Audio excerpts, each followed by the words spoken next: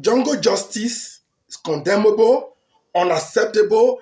It should not be happening in our society. I mean, in our modern day society. That is crystal clear. No matter who is involved, no matter the circumstance that may have warranted it, jungle justice is bad.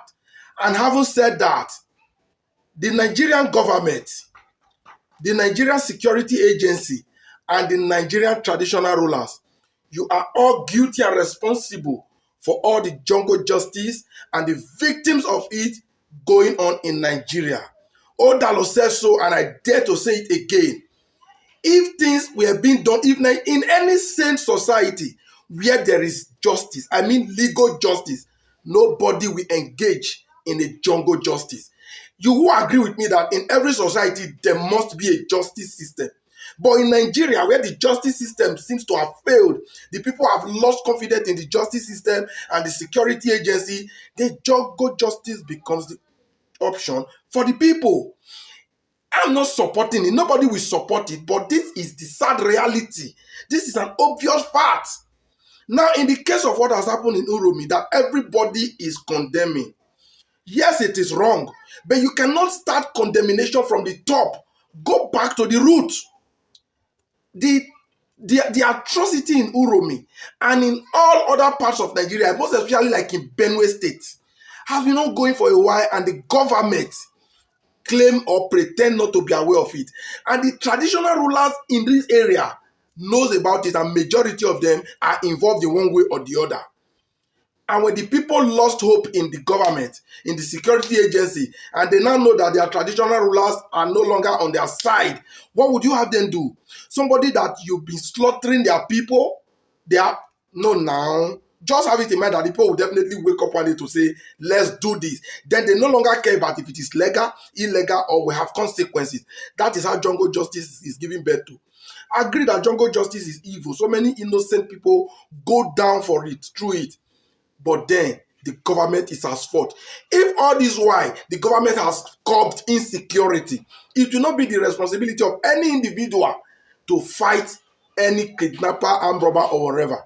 Everybody believes that when you arrest a criminal and hand them over to the Nigerian police, forget about it. Nothing will happen. Nothing will happen. You got the point now. You see the case of Uromi, my town. It is May last year, which is almost 1 year now, that I first raised an alarm that Uromi is passing through here and that the people need help. I even call on all well-meaning Nigerians, including the then Governor Godwin Obaseki. But it's 1 year now. What has happened? For those that didn't see the video, let me show you again. Uromi, my town, is on fire. I'm aware for quite some time now that Uromi has been on fire. When I mean on fire, in the hands of kidnapper. Uromi has become a den of kidnapping where the people no longer sleep, not even sleeping with one of their eyes open. They have to be awake almost 24 hours of the day. But even at that, they're being picked even in their homes. Going to the farm is no longer in the card. And I'm crying out to the general public and for everybody who can come to the rescue of my people. But most especially, I will be dedicating this video, and I hope it gets to the Chief Executive Officer of Edo State, the Chief Security Officer. I raised that alarm over 1 year ago. As you can see, that was in the past administrator of Godwin Obaseki. Uromi has been on fire for a while now. And the Nigerian federal government, is the Nigerian state government not aware? The Eniges in the Esa land, what have they done about it? Has the situation gotten better? No, it only gets worse. So you must agree that at a point in time, the people will feel enough is enough. And that is what has happened.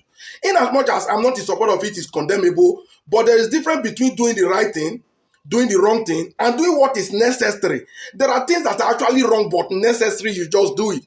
That's what the people felt. See, for those victims of Uromi yesterday, I've seen a whole lot of people condemn the act all in the name of they were mere travelers passing through Uromi. Who can actually certify, who can actually ascertain how truthful is that? Traveling through Uromi with arms, you are not a police, you are not a military man, you are going with arms, nothing signifies they are innocent there, nothing. Okay, for those that think they are hunters, for those that claim they are hunters, Yes, Odalu will agree to that. Obviously, they are hunters. And what are they hunting? They could possibly be hunting humans. Kidnappers are hunters. They hunt humans, grab them for ransom, make people pay through their nose, like we've seen in Uromi and other part of Nigeria. So for those of you that think they are hunters, yeah, you are right. But they were not hunting bush animals, but human, which actually found them guilty. Now, you cannot tell me that they have guns, they have charms, being apprehended in an Uromi that have been so much terrorized and brutalized by herdsmen in the forest. You would not do anything different if you were in the position of those Uromi. I'm not saying what they did is right, but I think it was just an option available at that time. We have to see it from the point. We have to see it from the point of reality. It is jungle justice, and the fault is on the government. The fault is on the Nigerian traditional rulers, most especially this one. In the case of Uromi, the one, in fact, at the Uromi level. Yes!